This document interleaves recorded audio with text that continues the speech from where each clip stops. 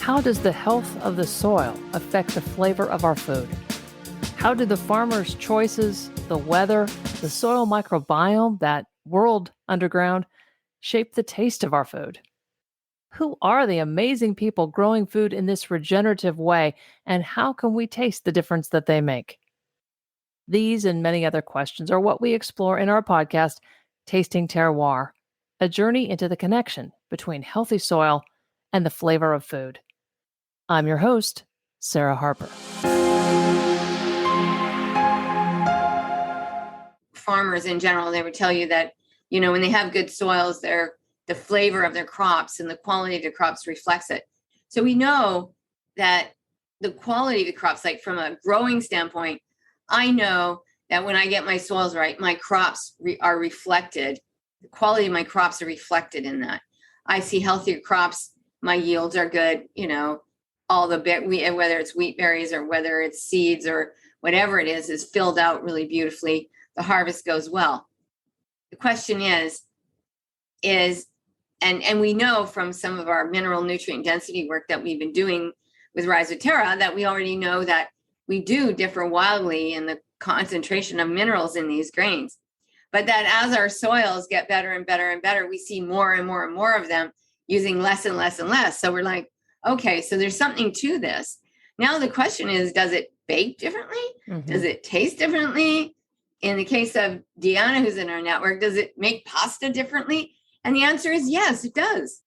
We are super excited to launch this podcast. In our first episode, we will explain what we mean by the ability to taste the terroir of your food, how this concept is directly linked to the health of the land and the decisions farmers make in growing food, and many other great insights from top soil health expert Dr. Jill Clapperton, my co-host on this food journey. Quick background on me, Sarah Harper. I'm a regenerative agriculture policy expert who has worked for over 20 years in the public, nonprofit, and private sectors on what is now called regenerative agriculture. From my experiences working in the U.S. Senate on agricultural and environmental policy, to building bridges between farmers and some environmentalists, to doing consulting work on corporate sustainability policy, I've had the opportunity to meet and learn from some of the best farmers in the world who are focused on building up soil health and working with nature rather than against her to do it. Joining me as my co-host on this podcast is my dear friend and mentor, Dr. Jill Clapperton, a soil health scientist and plant physiologist. Through her company, Rhizoterra, Jill provides expert advice to farmers around the world to help regenerate their farm and pasture land. She helps farmers understand and apply the science of using plants to solve soil health problems, planting with purpose, instead of depending only on artificial inputs. She also measures the nutrient density of food and is researching the link between the practices on the farm and the nutrient density of the food it creates over time. All of this expertise is a great background to then dive into how these practices and the place where food is grown affects its flavor. Join us as we start this journey. Well, hi, Jill. Hi, my friend. How are you? This is a great day, Sarah. It really it's finally cooled off. So that's the best thing. Yes, we've been cooking this podcast idea for quite some time. And I'm so excited to get to do it with you, really bringing together the science of food, the flavor of food, how food gets its flavor, and exploring all these things with people like you who are scientists who understand the science of it, and the farmers who are doing the practices in the ground that are making a change, and the chefs that are seeing the change, and just all these different people that you've assembled in your community, your online community, and being able to bring some of that knowledge out to the people that the consumers are really interested in this kind of stuff. Yeah. I'm not going to tell you that as scientists, we know a whole lot about, how we, I think we know about how we taste food and whatnot, but I don't think as scientists, we really understand how that connection between soils and taste and nutrition all that well. I think that's an area that we're still working on, which is kind of unbelievable, but it is true. That gets us to our podcast, and our podcast is called Tasting Terroir, and by that we are describing all the different elements that go into making distinct, flavorful, healthy food. So to taste is to experience something, to know it, beyond just the academic. And terroir refers to the place where something is grown, the impact that the conditions of a place have on its development, whether it's weather or the type of soil or all of those things, the practices done by the farmer, how it became, what it is, the unique flavor of it. So this uniqueness is very much connected to minerals in the soil and many, many factors, as we've talked about. But with that in mind, as a plant physiologist and a soil scientist, what do you mean when we talk about tasting terroir beyond just wine? Yeah, it's beyond wine. The question for me was, can we taste what we do with the soil? Can we taste a healthy soil? Can we tell if I grew all the same varieties and 5 different soils side by side that were all treated differently, could I taste the difference? Wow. Like, could I taste that I grew this plant in this way? Could I taste that I grew this plant in this way? I think the answer is yes. I do hear it from, the people that have vineyards and the winemakers, the vintners. You hear from them that if we grow different cover crops between the vines, we can taste that subtle difference in the flavor of the grapes. And I think scientifically, I understand how this could happen. I've been thinking about this a lot since we decided we were going to do this podcast. And I was like, okay, so how does this actually work? Yeah. And I think that terroir refers to different regions too. If we go back to that wine terroir, then you can grow the same grape in different areas of the world, and you will taste the regionality of where that grape is being grown, because the parent soils are very different. So the minerals in that soil are very different. So the mineralities of the food are going to reflect, to a certain extent, the parent material. Now with crops that we grow, we fertilize them and we add things to them. So we are going to not always reflect that terroir perfectly, because we've added things to them, to help them grow and to make sure that they have all the nutrition that we think we need. And certainly to add all the nutrition that we think the plant needs. However, we still have the climate. And how does the climate affect things? So if we think about, let's even think about grass-fed beef, for example. Is grass-fed, if I took the same genetics and I put them in different regions of North America, they're going to taste different. I know that beef grown on the East Coast tastes different from the beef grown in Kansas. I know it does. I know that the beef grown in Argentina tastes very different from the beef that I've eaten in other places of the world. Now, does that require it to be all the way grass finished, or does that even affect? And grass finished totally makes a difference. I mean, it totally makes a difference. And now we know from some of the work that's coming forward on multi-species pastures that multi-species pastures also change things. So we think about milk, for example, that if cows are fed multi-species pastures every day, that their milk quality changes, the quality of the fat changes, the color of the fat. And that affects how the smell of the milk, which also affects how delicious it is and how it stimulates our taste buds and things like that. And that's all based on the plants that we grew it with. We know that if we feed, dairy cattle too many brassicas or too many flax seeds or things like that, then we start to have, sort of sulfate flavors in the milk, or we have nutty flavors in the milk. Once again, that's tasting the terroir. You're tasting what you've been doing, your practice. So we're adopting the term terroir a little bit to mean how we're actually growing things. So can we taste practice? Can we taste how we grew it? Can we taste how we fed it? Can we taste all these things? Are that reflected in the ultimate outcome? And I think the answer is yes. I think we measure it. Do we know what we measure is reflected in the tastiness? No, we don't actually know that that's reflected in the tastiness, because we know that people have different tastes, Mm-hmm. and that everybody can taste the same thing and they can taste it all very differently because of just our own genetics. And a lot of it has to do with the way we grew up, and,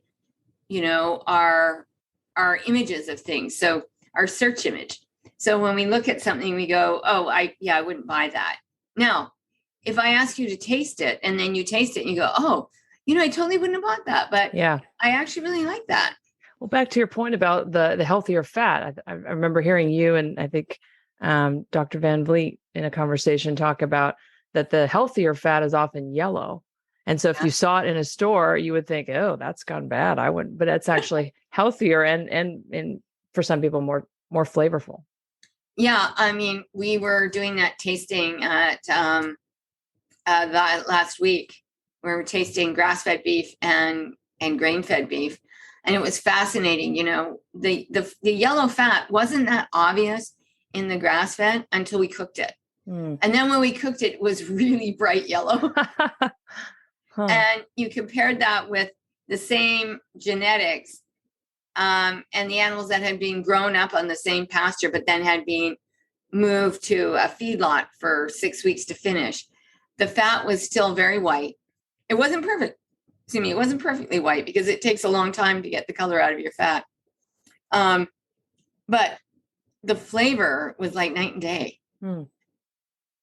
And the difference the differences in these animals is almost negligible, because really one of them just spent more time on the grass to be finished, another 6 weeks, and the other ones were in the feedlot for 6 weeks. Yeah, because they're the same herd, same genetics, same place. Background, all of it. Right. And the taste was quite different. Wow. Tenderness was mildly more tender. It would have been hard for my untalented palate or my unexperienced palate. I didn't notice a change in the tenderness. But the chefs that were tasting me, they were like, yeah, this is just slightly more tender, but it doesn't have any flavor. That's another great point to bring in. So you're doing some good work with chefs, and you have a good network of chefs in your world. And that's a really exciting thing that we're looking forward to bringing to the podcast audience is their expertise paired with yours, very different ends of the same spectrum. Yeah, it's that whole idea of, and I take this all from Chef Dan Barber. It was his idea when I first met him. It was like, well, can we taste? If I taste food I really like and it's really tasty, is it good for me? And I'm like, I don't know. Intuitively, I think that's probably right, but I don't know. And so now we're actually working on that question. We're actually asking that question. Not only can we chemically understand, from a chemistry perspective, understand that taste, and then is that same taste reflected in the nutrition of the product? And so this is going to be a big project that we're working on in the next, I think for the next 3 or 4 years, is we're going to be really diving into this whole idea of what is tasty and is tasty nutritious. And intuitively we all expect it will be, but we're taking another step, and that is that same flavor, is that same taste linked back to how I grew it? Yeah. And can I taste regenerative soil?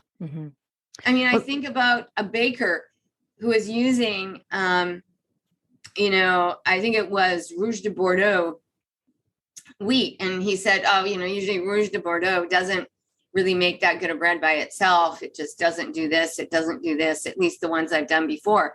And then all of a sudden he was using this other grain that had been grown in a really good soil by somebody who really tended it really well and not with a whole lot of chemicals. And he said, I actually baked a loaf of bread with it and it baked fine. And he said, usually doesn't do that. And so there's obviously something there. We just have to start understanding it. And we need more scientists to sort of jump onto the bandwagon and start looking at this connection. Like, so if this bakes differently, then, and it's linked to this practice, then then the question becomes is, how do we tell people about that? How do we help people do what they've done? Yeah. Like, what practice is it that's going to help you get to here? And it may not be for everybody, I admit, but, for anybody who's really interested in that, that's the whole idea is, how can you differentiate your own product? How can your product be differentiated based on the practices on your farm and how you regenerate your soil? And how can you cut through the miles of marketing that are so confusing and frankly misleading in a lot of cases? That's been my frustration. As I worked a lot with farmers trying to help them explain regenerative agriculture and bring that forward, working with small brands. And they just get lost in a sea of claims that may be legally correct, but that's not what the consumer thinks when they, if they even know what regenerative agriculture is or this better way of farming is. What they're buying is not what they think they're getting, and because it's hard to build a whole supply chain. But anyway, that we'll talk more about all that. I mean, and I'm sure I actually know you're going to talk a whole lot more about that. And that's part of it, because I mean, this started with our whole idea of asking people, what is regenerative? Yeah. And we got all these answers like, well, and it's wonderful, but this is also part of regenerative, is regenerating the taste in our food, regenerating the nutrition in our food. And those two coming back together. So you don't have to give up taste for health. And you don't have to give up taste for yields either. Like, I mean, that's the whole thing. Yeah. Like, this whole idea of abundance. Yeah. Well, I just have to have abundance, and who cares how it tastes? I just need a lot of it. Well, no, actually, the whole idea of, well, we just need enough to feed ourselves. I think that's where we all went wrong. I think that the explicit outcome of agriculture for a long time has been abundance. More. Yeah. Without any concentration on nutrition. Like, is this more any good for us? And I go back to one of my mentors, Dr. Ross Welsh, and a project when he started on his journey was a project that he and Dr. Jerry Coombs were working on in Bangladesh. And they can grow wheat, bushels of wheat. I mean, they're always yielding, over that 120 to 140 mark of wheat, bushels of wheat per acre. And, which a lot of people here struggle for on a regular basis, but they could do it fairly regularly.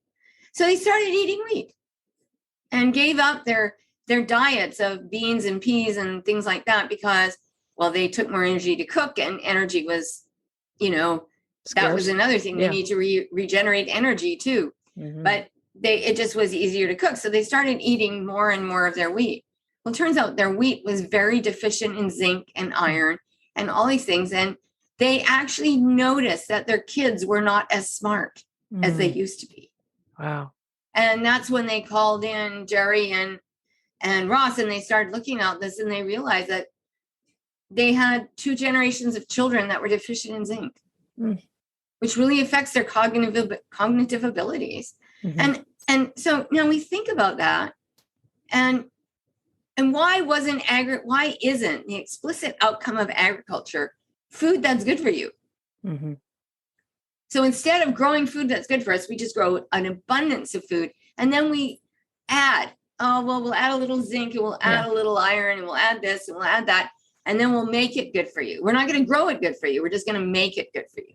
Yeah. No, we should be growing it good for us, because then we really get regenerative.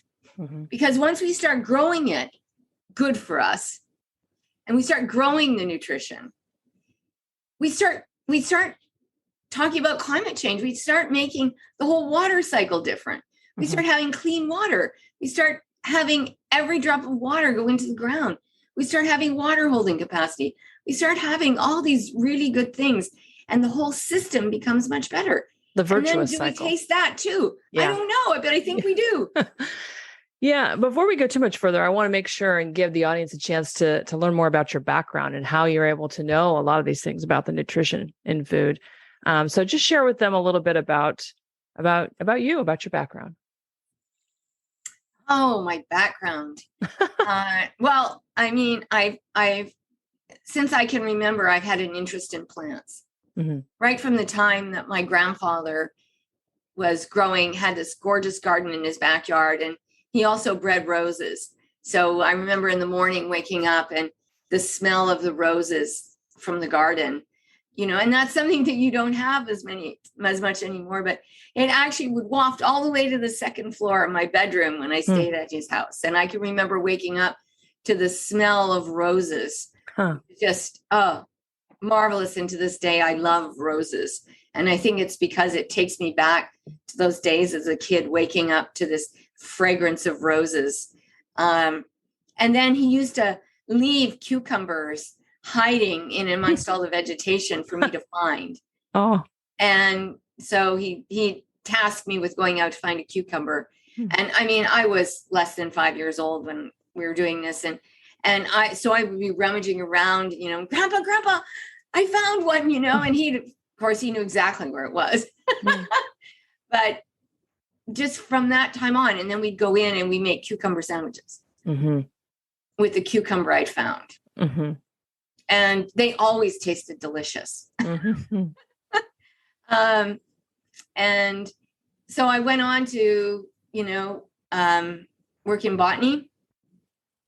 I have a PhD in plant physiology, biochemistry, and went on to try and understand the effects of the environment on plant physiology and how mycorrhizal fungi, how fungi in the soil bring in all these nutrients and how that affects plants, and then how that changes the whole environment of the roots. And I've really concentrated on roots rather than above ground, because I've always believed that roots are where it all happens. I mean, roots are the whole nutrition aspect.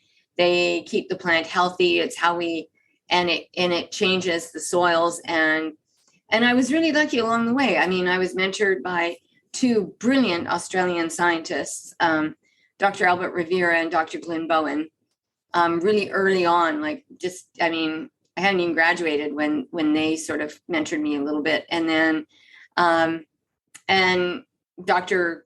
Dennis Parkinson, who was a mycologist, who really spawned my interest in fungi and this whole idea of what fungi could do. But I mean, Dr. Albert Rivera really coined the term rhizosphere and how the rhizosphere works together.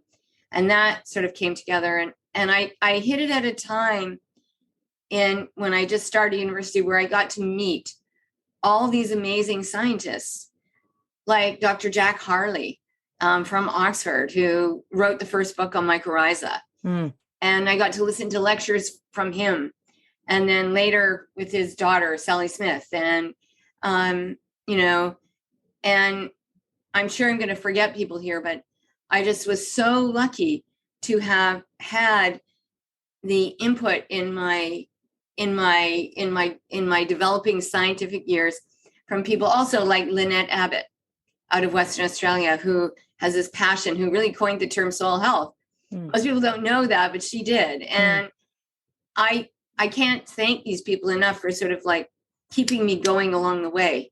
And then it was really Ross Welsh who took me aside and really started helping me understand the links between practice and nutrition. And he said that was the one thing he really regretted in his career, was that he never got a chance to really look at practice and how it linked to nutrition. So you took up that. I did. Mantle. I grabbed the torch. That's good. That's good. That's what every scientist wants, right? A clearly defined path to continue on. Yeah. Yeah. So I grabbed the torch, and even though I haven't really worked on it fully until the last couple of years, I've always, been sort of dabbling in that area and sort of asking farmers, well, does it taste, and asking people, does it taste different? But then I realized that the people who have embraced regenerative agriculture and who've really grown their soils and who have made these changes, and then there's lots of them. I'm glad you said that, because that's the thing I hear all the time in talking with emerging brands and companies that want to bring regenerative to the public. And they even portray to the public, well, if just the farmers would come along. And I'm over here screaming in the corner, there are tons of farmers. There are more farmers doing this than you can manage in your supply chain. And that's the problem. They don't want to manage a separate supply chain. They don't want to deal with the complexity of it. But don't say it's not that there aren't any farmers doing it, because there are around the world. Oh, I know. I heard that when I was in Brussels at a conference on food security and nutrition. And there was, well, we need to bring the farmers along. And I stood up and I was like, no, actually, you need to actually listen to the farmers. Like, you need to come along. Yeah. You need to bring the processors along. That's what you need to do. Yeah. And I was like, it's not farmers. Farmers have embraced regenerative agriculture. Yeah. They are rebuilding their soils. They are doing all these things. You just are so isolated in your silo that you don't realize this whole movement is going on around you. And you have and they don't want to pay for it. They don't want to pay for it. Well, but also as scientists, we haven't connected there. Right. Because we're not supposed to connect there. I mean, I remember applying for grants early on, and we were doing nutrition but we were linking it to soils. Mm-hmm. And they said, well, but this is not really in nutritional science. We don't, and so you should apply in soils. So we'd apply in soils, and they go, yeah, but we don't do that in soils. And I'm like, look, this is the integration of these two. Yeah. Because the outcome of working on soil health, the outcome of soil health is more nutritious food. So how are they not linked together? But the problem is that we're so used to pigeonholing all these disciplines that we don't see the requirement for interdisciplinary science. Yeah. And that's where we need everybody working together. We need us all to come together. That's back to, so much of what you have helped me see is how amazing the whole world underground is, the microbiome, and how it all works together in harmony. Like one thing gives this chemical and the other thing takes it up, and it's all this massive, it looks like chaos maybe to the uninitiated, but when you really understand it, it's a massive amount of harmony that could only exist because there's no one person directing it all. They're all synchronized together. And maybe that's a system that is hard for us people to do or to think about, because we're used to just like clear it all away and put what's supposed to be there and manage it. That's very different than I know in nature. I was listening to the creative director for the Silk Road Ensemble this morning on the radio. And she talked about, and she said, they were talking about, a Japanese flute working with, a sitar and some of these other instruments. Like, you don't think that song they would even belong in that song. Mm-hmm. And yet after you hear it, you go, oh, of course they do. Mm. And that's my point here, is that we need that creative. It's not about everybody doing the same thing, repeating the same thing. We have to be able to have that creative spirit where what you do on your farm to regenerate a soil is uniquely yours. And good on you, because you're working with your environment to do this. Mm-hmm. And somebody else on their farm is working with their environment to do this. And in the end, we're getting all this great food. We're all growing all these different varieties. Mm-hmm. The varieties are fine. We can't just grow one variety. We need to grow many varieties. And then we can blend all these different varieties and these different, or even the same variety growing in all these different places together to get it. Instead of fortifying with ingredients, why don't we just blend grains from different areas of the world together to get the nutrition we want? Just like farmers in North Dakota and South Dakota were selling grain over to Europe because it was high selenium, because they have high selenium soils, and it was being reflected in the quality of their grain. We can use all of that. Mm-hmm. And that's part of the terroir. That's part of the connection to the terroir, is that my soils are going to have unique characteristics that your soils do not. But if we blend them together and we regenerate all our soils together, it's going to be so much better for all of us. And we have to work together. We can't just work in one little cluster here and one little cluster there. It's got to start to move out from the clusters. Mm-hmm. And it can't be, well, I have to do exactly what so-and-so did? The answer is no, you don't. Mm-hmm. You have to do what you can do to regenerate your farm. You have to do what you can do to make tasty food on your farm. And maybe, you're going to have slightly different genetics than somebody else. That's okay. Because the other thing that we found growing 84 different genetic varieties of wheat on the same farm over the same season is that they all took up different amounts of nutrients. Wow. And that's amazing. I know. And it's like, so there's no standardization here. Mm-hmm. This is embracing the very wonderful French term, which is vive la différence. And we all need to embrace the difference and not about just, we all need to be the same. We all need to be different. We need to grow different varieties. We need to grow varieties that are adapted to our own climates. And what's adapted over there, it might not grow here, but maybe I can grow the same amount and of different quality in my own backyard. Mm-hmm. And maybe I need the varieties that grow best in my really dry, hot climate, instead of trying to grow something that was developed in Florida, with a lot of water. I think an example of that came to me last week. There was a blueberry grower from Florida who was talking to a group of chefs, and he was at Blue Hill Restaurant talking to a group of chefs, and Chef Dan Barber was talking about how these blueberries were so amazing. And we're going to get him to talk. He's going to talk on tasting terroir. Great. So I'm not going to give his name away. So okay. You're all going to have to listen. But he was talking about his soil and how he was growing the same variety as everybody else around him. He wasn't growing special varieties or anything like that. But he believed that what he was doing, like his mulching and all these other things, were affecting. And he said, I don't understand how that works, but I think it works.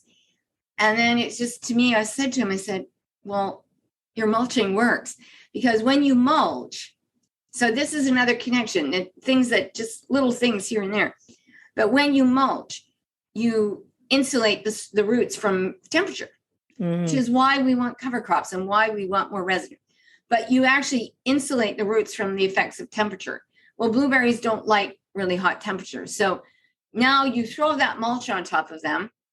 So you're mowing between the rows and you throw all the weed mulch and everything else on top of them. You insulate the roots so the roots stay cool. When the roots stay cool, even if it's hot outside, they keep pumping. So the transpiration stream keeps going because the roots are cool enough. They don't care. We can keep cooling you off. It's like on a hot day, you have to keep drinking, right? Yeah. So that you can keep sweating. Yeah. And so the same thing on a hot day, if we keep the roots cool, the plant can keep sweating, can keep transpiring. Well, in that transpiration stream comes all the calcium and the boron that don't normally move at all unless they're pulled up by the transpiration stream. So now I get fruit set. I keep the skins of my berries really good because I got a lot of calcium going into them. They get the boron, so they stay on the plant much more easily. They just don't drop off. All these things. And I'm sure that you would be able to taste. Maybe you won't taste the calcium per se, but you'll taste the effect of that mulch. And you'll get the calcium. Yes. You'll get it. And maybe that's why it tastes so good, because people go, oh, these blueberries taste amazing, because you also have all the ingredients to make those anthocyanins and those antioxidants that are rich in the skin of the blueberries. Right. Because they get all this mineral nutrition because the blueberries are well mulched. So they can keep transpiring. They can keep sucking up the zinc. They can suck up the iron. They can suck up all these other things that can make all the amino acids that give it that slight tart flavor and the organic acids. So maybe we don't taste the terroir in the same way we think, but we taste it through the nutrition of the plant that allows them to make these molecules that we taste and make the flavor. And that we crave, because we need them. We crave when we have it. Right, right. It strikes me as you're talking about all of this, that really it's like seeing what we want to see is a system of growing that's more like a garden and less like a factory. So you're still tending it. You're still involved with it. You're interacting it. You're noticing what the plants need and you're helping. It's not you're absent. You're not just like throw a field to chaos and hope it, throw a few seeds out there and hope it works. That's always how I described Iowa farmers, actually, coming from Kansas. But anyway, so you are involved in the system. You are a part of it. You are tending it.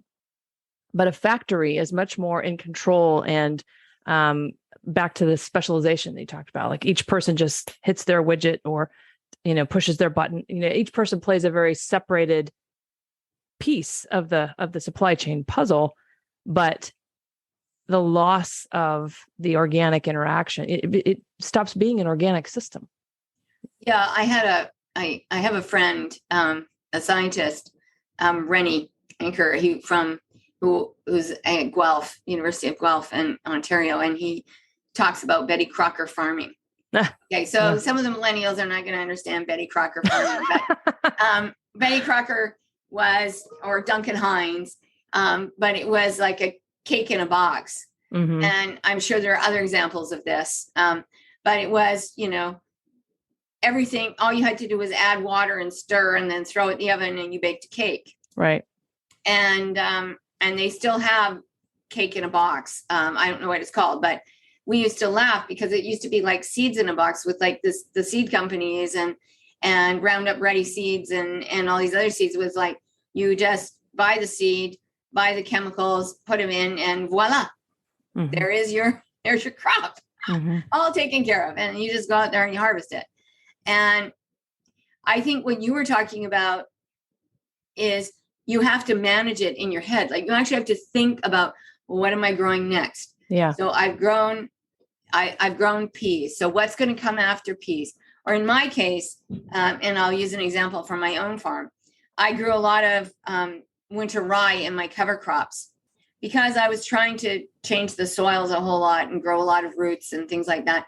And it just turned out that the rye grew better than pretty much anything else. So then the next year that fall when I went, that's later on that summer when I went to grow Milo, I struggled. Mm-hmm. My Milo is taking its time. It is lethargic. It's like, oh, something about this is not quite right. And I realized it was like my rye is inhibiting. I actually have an allelopathic reaction on my Milo. Well, I have to rethink that. Mm-hmm. I didn't fail. Yeah. And too many people go, oh, well, cover crops don't work. No, that is because I chose wrong. Mm. And I'm good at choosing, but I chose wrong. Mm-hmm.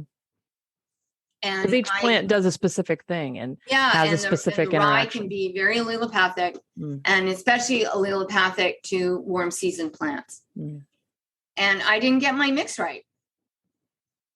And because I'm in South Central Kansas, on the border with Oklahoma, it's dry and the residues are there and the roots are there and we're going in no-till. And so here's my effective terroir. My cover crop was inhibiting the growth of my other crop. And I was inhibiting weeds and a bunch of other things. But, this is about choosing wisely. Mm-hmm.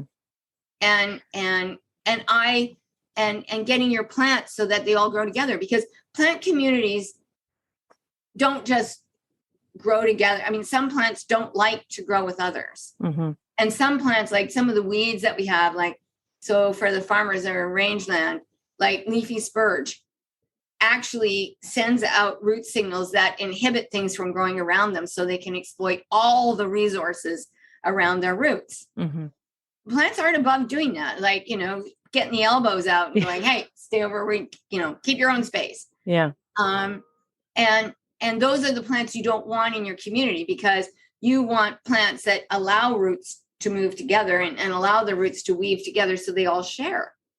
And I think that's another part of terroir, is that when we get plant communities right, like when I get my companions right so they support my cash crop, I think that the whole community is working together, because we know that they survive drought a whole lot better. Mm-hmm. So they're sharing resources. How will that not be reflected in the grains or in the food that I grow from those, like the beans and the peas and the sesame and all that? Well, it will, I think. And I think it's reflected in my beef as well. And even the bottom line, I mean, it's great to have the effects of the nutrition for the consumer but even the bottom line for the farmer, because they lose crops to drought all the time, especially if drought continues. And it seems counterintuitive. Like if you plant a cover crop, I know a lot of farmers that haven't, worked with it as much are fearful that, well, that cover crop's going to take up moisture. I need that moisture for my cash crop next year. But it's the opposite. It's that abundance principle. And it's so weird. I mean, I know that Green Cover did all these experiments where they put moisture probes in the ground and showed very clearly that 12 species cover crop use less moisture than a soybean crop. And you're like, whoa.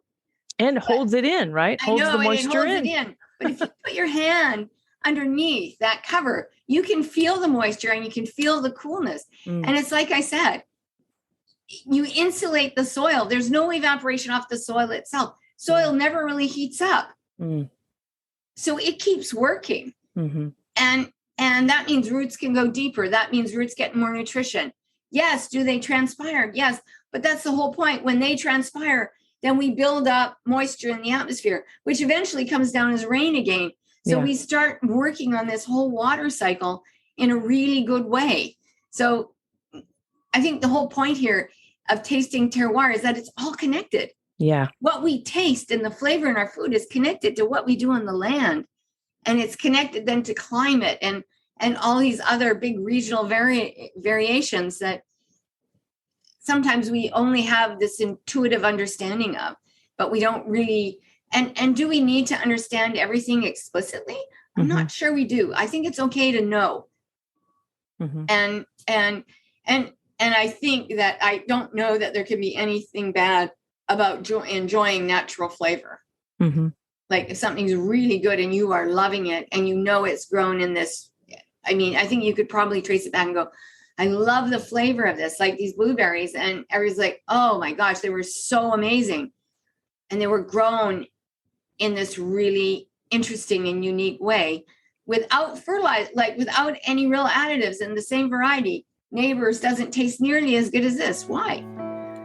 Because of the way it's grown.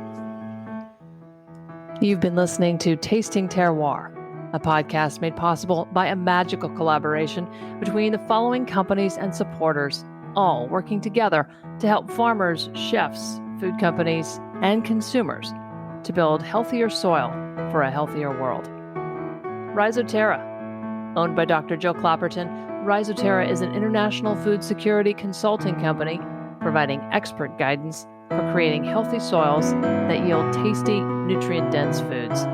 Check us out at rhizoterra.com. That's RHIZOTERRA.com.